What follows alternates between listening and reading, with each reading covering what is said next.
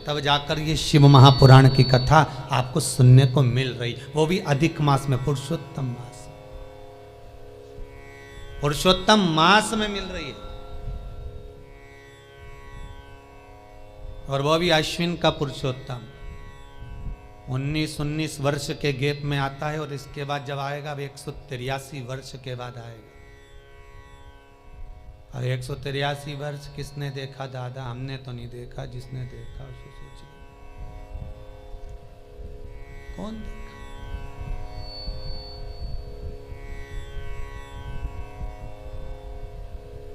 यहां तो पल भर का ठिकाना नहीं, एक पल का ठिकाना नहीं।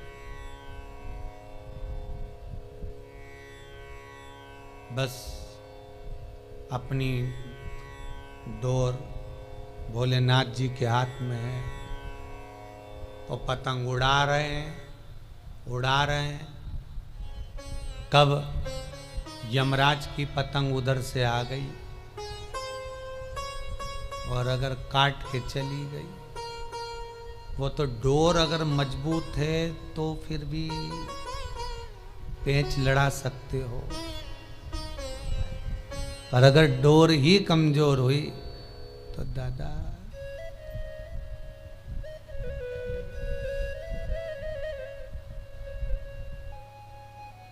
एक वो गुरु भजन है ना, डोर कट गई तो दिखाइए जरा एक लाइन गई। सतगुरु में तेरी पतंग, सतगुरु में तेरी पतंग, हवा बिच उड़ती जावांगे, हवा बिच उड़ती जावांगे, सैया डोर हथों छुट्टी ना में टुट्टी जावांगे।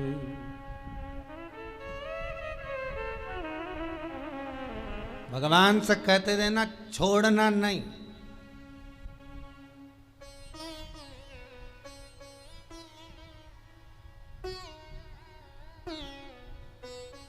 अच्छी खासी उड़ रही है संसार में, यमराज ने पेंचा में लाया और कट गई। कटने के बाद ये पतंग अब ये कट तो गई, अब कहाँ गिरे, बैकुंठ में कि नरक में, पता नहीं कहाँ जाए। पर एक चीज और है, ये कहीं गिरने से पहले अगर किसी ने लूट ली तो ये भी एक चीज है। कोई सतगुरु, कोई संत, कोई महात्मा, कोई जोगी, कोई सन्यासी, कोई तपस्वी, कोई साधक, कोई उपासक, कोई भगत इसको लूट ले वापिस, कट गई तो भी पकड़ ली उसने, फिर क्या होगा? दूसरा धागा बांधा जाएगा, फिर उड़ गई। बस यही है, जब संसार में ऐसा लगने लगे कि उलझ गए हो, दुखी हो, परेशान हो, कष्ट है संसार में बहुत, कोई धन से, कोई वैभव से, कोई सत्ता से, कोई चीजों से, कोई परिवार से, बहुत दुख अगर आपकी जिंदगी में है, तो बस ये पतंग को फिर किसी सद्गुरु के हाथ में छोड़ दो, वो खुद उड़ाना जानता है और उड़ा देगा, वो खुद जानता, फिर नहीं सोचेगा।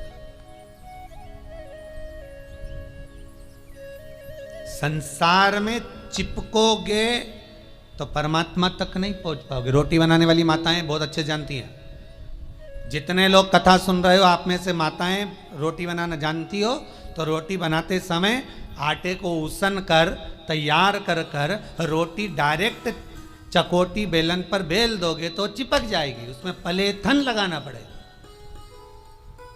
और पलेथन लगाया तो चकोटी में भी नहीं चिपकेगी, बेलन में भी नहीं चिपकेगी, और फिर अच्छी बढ़िया घूम घूम के बेली जाए। और जिसमें अगर पलेथन नहीं लगा तो वो चिपक गई, जो बिना पलेथन लगाए जो चिपक गई उसको तवे पर डालोगे तो जहां से वो चिपकी है वहां से नहीं फूलेगी, बाकी की सब दूर से फूल जाएगी।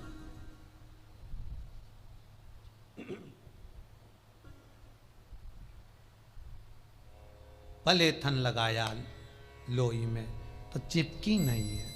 चकोटी मतलब ये संसार, बेलन मतलब परिवार।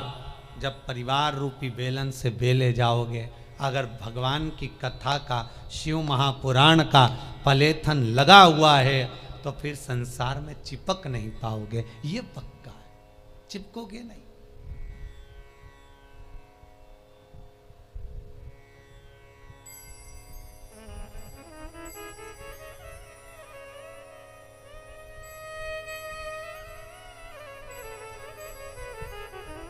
हमारे मांटाबू वाली माता जी वो कहती हैं, गुरु जी कब मंदिर कब तक कंप्लीट हो जाएगा, हमको आना है रहने के लिए, अब हमारा मन नहीं लगे मांटाबू में।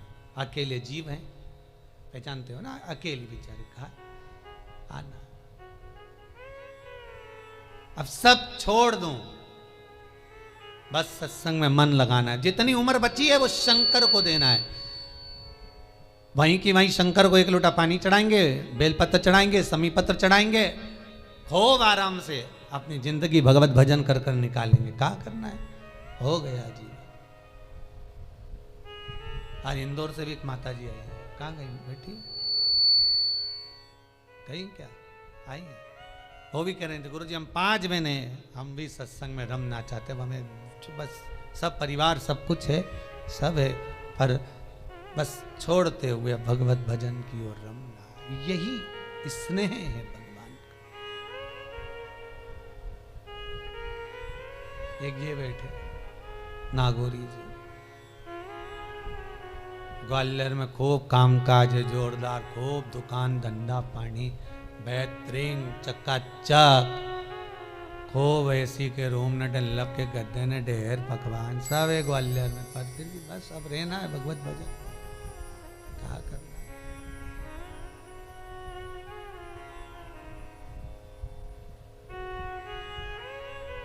और होना चाहिए, भजन बिना यहाँ रहना मना है, भजन बिना यहाँ खाना मना है,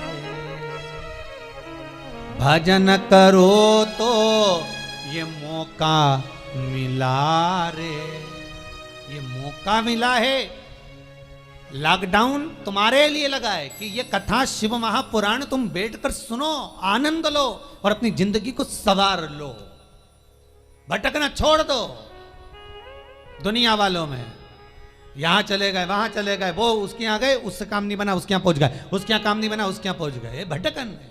क्यों भटक,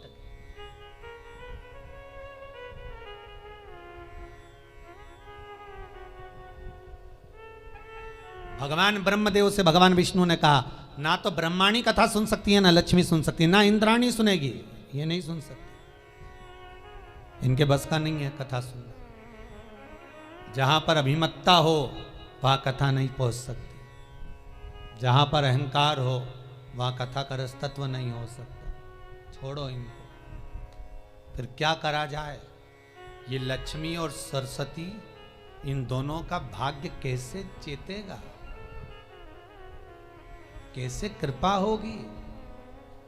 तो भगवान विष्णु तुरंत देवऋषि नारद को याद किए, नारद जी के साथ में शंकर जी के सामने खड़े हो गए, भगवान शिव के सामने खड़े, भूत भावन भूतेश्वर के सामने, भगवान शंकर के सामने।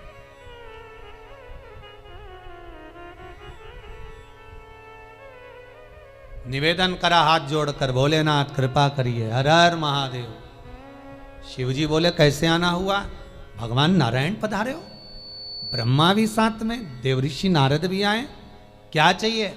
बस बात इतनी सी है कि ये लक्ष्मी ब्रह्माणी इंद्राणी 33 कोटि देवताओं की जो धर्म पत्नियां हैं, इनका अभिमान समाप्त हो जाए, इनकी अभिमत्ता चली जाए और ये कथारस तत्व में लग जाए, कथारस तत्व में समाहित हो जाए।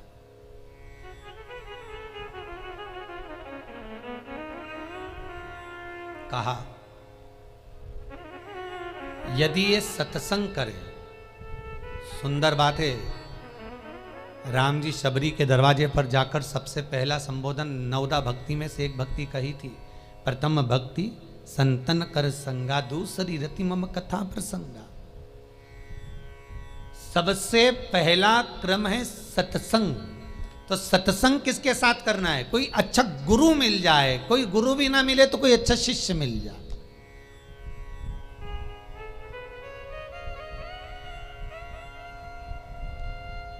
ए जीजियों, जितनी भी कथा सुन रही हो, ओ बहनों, जरा ध्यान से सुनना। तुम्हारी जो बेस्ट फ्रेंड हो,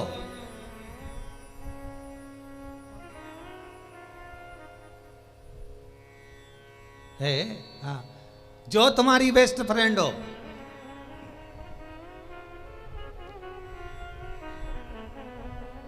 उसके साथ बैठकर थोड़ी सत्संग की बात करना। अगर उसका मन सत्संग में रम रहा हो तो समझ लेना वो तुम्हारी बेस्ट फ्रेंड है। और जो बात करते करते बात को फिर कहीं चुगली, निंदा, या अपने फैशन शो में या पार्लर में या वहाँ कहीं वापस मार्ग से विभाजित हो जाए, समझ लेना ये बेस्ट फ्रेंड नहीं है।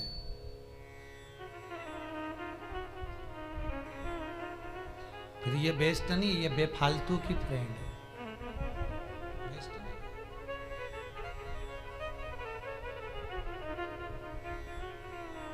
रमा दे जो भगवान की भक्ति। मातंग ऋषि के आश्रम में सबरी बैठी थी, भिलनी दौड़ कर गई थी। मातंग बाबा ने कहा क्या बात है? मैं भिलनी आई हूं, मैं घर छोड़कर, मैं कहीं जाऊंगी नहीं, यहीं रहूंगी। ठीक है। मातंग बाबा जाने लगे तो भिलनी ने कह दिया आप तो जा रहे हो, पर मेरा कल्याण कैसे होगा? मैं क्या करूं, मेरा कल्याण कैसे हो? तो चिंता मत करना, रोज बुआरी काटना, रोज सेज बिछाना, रोज झाड़ू लगाना, भगवान आएंगे। प्रतीक्षा करना, बाट जो ना, इंतजार करना।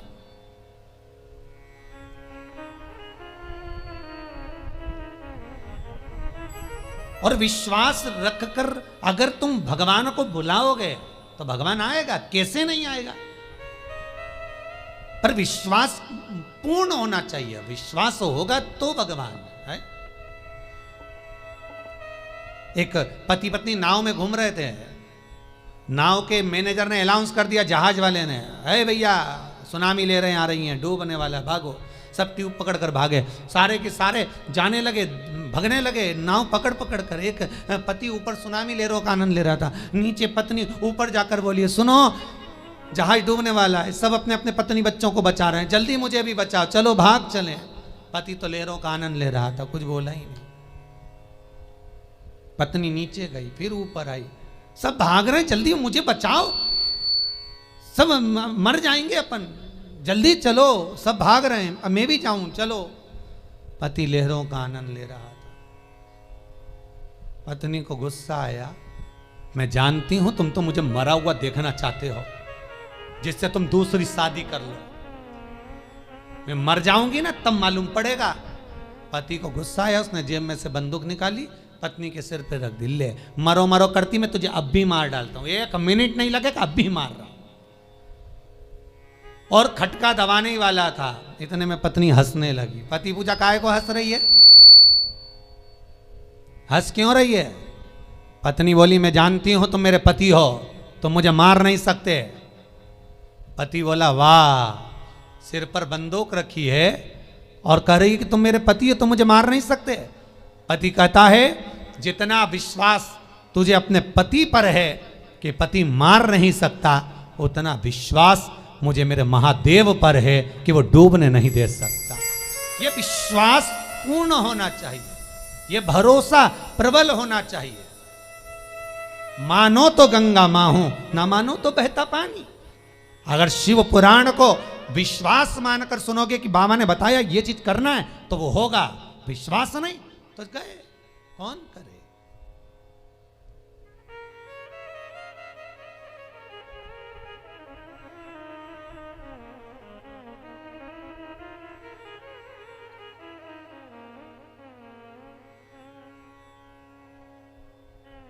सास बहू से कह रही है बेटा अभी तेरी तबीयत खराब रहती है, जापे का समय है, थोड़ा घर में हिल के काम कर लिया कर, काम करेगी तो ऑपरेशन से बच्चा नहीं होगा, अच्छा नॉर्मल डिलीवरी होगी। बहू कमरे में गई, अपने पति से कह दी देख लो तुम्हारी अम्मा को, हमारी तो तबीयत खराब, ऊपर से डोकरी को काम की पड़ी।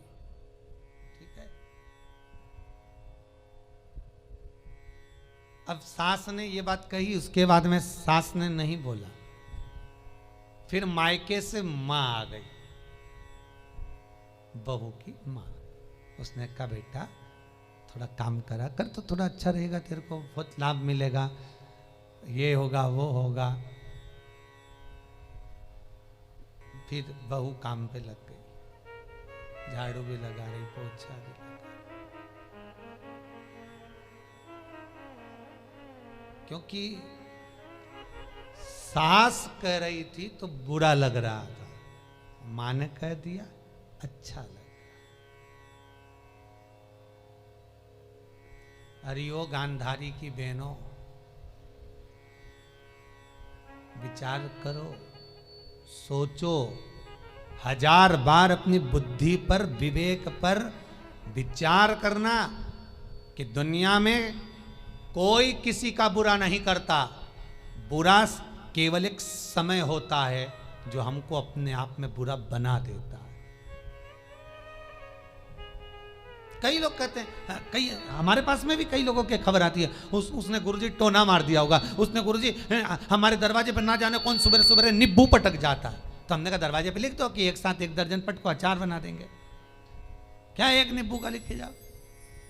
अरे गुरुजी हम उनके यहाँ गए थे, जब से वहां पर जाके हमने खाना खाया तब से हम बीमार पड़े हुए हैं, उसने जरूर मुझे कुछ खिला दिया होगा। हमें तो कहीं का नहीं मिलता, बताओ कौन बुरा करेगा। बस इतना याद रखो, जिस रोड पर चल रहे हो वो रोड कभी सीधी नहीं जाती, उस रोड में कहीं ना कहीं टर्न आता ही है। किसी भी रोड पर जाना, अपने घर से निकलकर किसी भी रोड पर जाना, कहीं ना कहीं थोड़ा सा टर्न आएगा, थोड़ा सा मुड़ोगे। यहीं आप गौशाला आ रहे हैं, कुबेर भंडारी का मंदिर पे आ रहे हैं तो भी निकल के जाएंगे तो रोड में टर्न मिलेगा। सीधी रोड कोई नहीं मिल सकती, भले हाईवे पर चल लेना, भले यमुना एक्सप्रेस वे चल लेना, तुम्हारी मर्जी पड़े, जिस रोड पर जाकर देखना रोड में टर्न जरूर आएगा। उसी तरह जिंदगी में सुख और दुख का टर्न जरूर आता है। आप अगर अच्छे चल रहे हो, थोड़ा सा दुख का टर्न आएगा, फिर सीधी रोड जाएगी, फिर टर्न आएगा। सुख और दुख ये दोनों रास्ते की तरह हैं, मिलेंगे जरूर, चाहे तुम कुछ भी करो। और किसी पर इल्जाम मत रखो कि उसने ऐसा कर दिया होगा, उसने ये बोल दिया होगा, उसने ये कर दिया होगा। अरे क्या आग लगे बस्ती में, अपन रहो मस्ती में, क्या किसको रोइए, चादर तान के सोइए, अच्छी जिंदगी जी।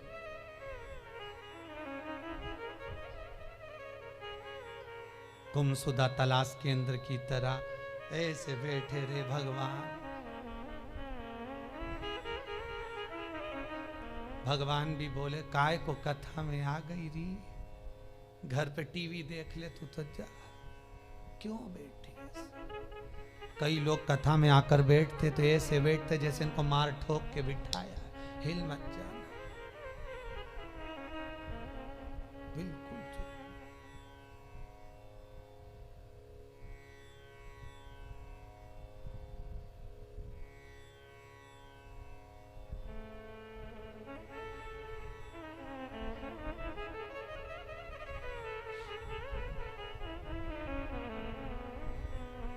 कई लोग मंदिर में भी जाते तो ऐसे हाथ जोड़कर खड़े हो जाए, भगवान ऐसा मुंह बना के भगवान के भगवान भी रुक्मणी राधा जी से के इसको घर भेज दे, अच्छे मंदिर के अंदर भी जाओ ना भगवान से मिलने, होठों पर लाली हो, मुख में नागर पान, गले में सुंदर माला, सुंदर वस्त्र, खूब तेल कंगा पाटा पाटी बांध के फिर भगवान के सामने जाओ। कितना भी दुख हो भगवान के सामने प्रसन्न दिखना, भगवान भी कह देगा इतना दुख होने के बाद भी इतनी प्रसन्न है, जा ऐसी ही प्रसन्न बनी रहे। दुख कट गया, दुख कट गया। और जो भगवान के सामने गया दिया बत्ती, भगवान भगवान के काहे को आ गई लीलाबाई, घर प्रसन्न नहीं।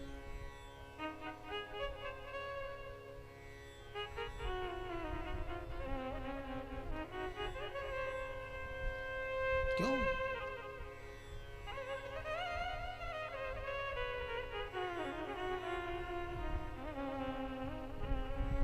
कुछ नहीं बिगड़ा, अभी भी समय बाकी है। मन को, चित्त को, वृत्ति को खुशियों में भरो, बहुत प्रसन्नता की जिंदगी जियो, बहुत प्रसन्नता। देवराज ब्राह्मण होकर पूर्व समय में जो उसने कर्म करा है, देवराज ने जितनी भक्ति धारण करी, देवराज ने जितना स्मरण करा, देवराज ने जितना नाम जाप किया, देवराज ने जो कर्म किया था वो सुखमय होता है। अजामिल की कथा कहती है भागवत जी में कि उसके बेटे का नाम नारायण रख दिया। नारायण को ऐसे रखा जाएगा नाम? जो वेश्याओं का संग कर रहा है, वेश्यावृत्ति कर रहा है, वेश्या से विवाह कर रहा है, उसके घर में नारायण नाम कैसे रख सकता है भला? वो कौन था यह अजामिल? अजामिल ब्राह्मण था पूर्व समय का, और ब्राह्मण कुल में जन्मा, ब्राह्मण कृत्य करा, ब्राह्मण कर्म करा, खूब पूजन पाठ अर्चना खूब करी, दिल से भजन पूजन करा उसने। बस अंतर इतना आ गया कि एक मित्र के साथ निकल के जा रहा था। मित्र ने कहा रुक जा अजामिल, मैं अभी आया। मित्र से पूछा कहाँ जा रहा है? बस सामने वेश्या का घर था। मित्र कहा मैं अभी आया अंदर से, और मित्र उस वेश्या के घर में चला गया। वेश्या के घर में जब मित्र गया तो मित्र को ढूंढने के लिए अजामिल अंदर चले गया। एक वेश्या को देख लिया बड़ा सुंदर, बस उसी में मन रम गया, और उसी में मन रमा, बस उसी को लेकर आ गया, उससे विवाह कर लिया। मित्रों से लड़ाई करी, परिवार से लड़ाई करी, और वेश्या से विवाह कर लिया। गांव में कुछ संत पधार गए, ब्राह्मण का घर ढूंढ रहे थे कि हमें भोजन करना है। किसी ने कहा ब्राह्मण का तो घर है पर शादी वेश्या से करिए। संतों ने कहा तो क्या हुआ, ब्राह्मण के घर विवाह कर कर ब्राह्मणी हो गई। जाले पहुंच गए, आवाज लगाया भैया भोजन चाहिए। अजामिल बोले भोजन कैसे दे दूं आपको, मैं वैश्या से शादी कर रहा हूं, वैश्या से मैंने विवाह करा है। संत इतने प्रसन्न हो गए कि इसके पूर्व का जो इसने पुण्य करा था वो यहां सामने आ गया। आज सत्य बोल दिया, नहीं तो कह देता मेरी तो पत्नी है, वैश्या क्यों बोलता वो। आज दुनिया के लोग इतना छुपाने लगे हैं कि उसका भोग भी मनुष्य को खुद को भोगना पड़ता है। अगर किसी के यहाँ कोई गमी हो गई, कोई पानी मांग रहा है, तो पहले बता देना चाहिए भैया हमारे यहाँ 4 दिन है, 6 दिन है, 5 दिन है, हम पानी नहीं दे सकते, पीना हो तो दे दें, आप बोलो तो। किसी के यहाँ बच्चा हो गया, जापा हो गया, पहले बता दो हमारे यहाँ का पानी हम दे नहीं सकते, अगर बोलें तो हम दे सकते हैं क्योंकि हमारे सावड़ लगी है, हमारे यहाँ सूतक लगी है, हमारे यहाँ ऐसा हो गया। आप कहें तो मैं दे सकता हूं, सत्य बोलने में क्या जाता है।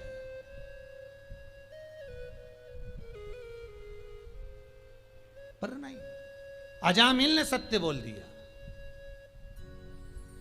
संतों ने भोजन करना चाहा, अजामिल बोले भोजन तो करा दूंगा बामन संतों, पर देने के लिए दक्षिणा नहीं है कि नहीं चाहिए। पक्का पक्का कराया भोजन। जब भोजन पूरा हो गया तो संतों ने कहा दक्षिणा दो। अजामिल बोला मैंने पहले ही बोला था कि मेरे पास देने के लिए कुछ नहीं। जब मेरे पास देने के लिए कुछ नहीं है तो मैं कैसे दे सकता हूं, मैं कुछ नहीं दे सकता। अजामिल हमें तुमसे धन नहीं चाहिए, तो क्या चाहिए? तुम्हारी पत्नी गर्भ से है, हाँ बस हमें वचन दे दो दक्षिणा में कि तुम्हारा जो पुत्र होगा उसका नाम तुम नारायण रखोगे। अजामिल ने सोचा कुछ भी नाम रख दिया, नारायण रख देंगे, हमारा क्या जा रहा है, बस उतने में तो काम हो गया। ये पूर्व समय का जो पुण्य था, अजामिल ने जो पूर्व समय में भजन कीर्तन दान करा था उसका पुण्य सामने आ गया और बेटे का नाम नारायण हो गया। ये कहीं हमारा सत्कर्म, हमारा पुण्य सामने आता है तब जाकर ये शिव महापुराण की कथा हमें सुनने को मिल पाती है। ये पुण्य सामने आया, ये पुण्य सम्मुख आया तब मिला।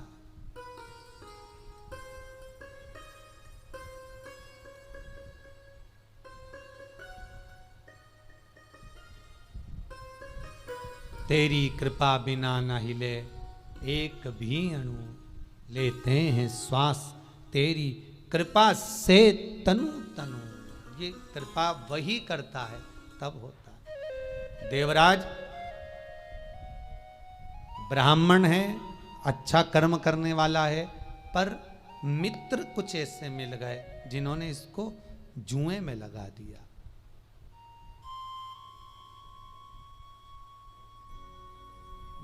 जब जुआ खेलते खेलते कर्जा बढ़ गया देवराज पर,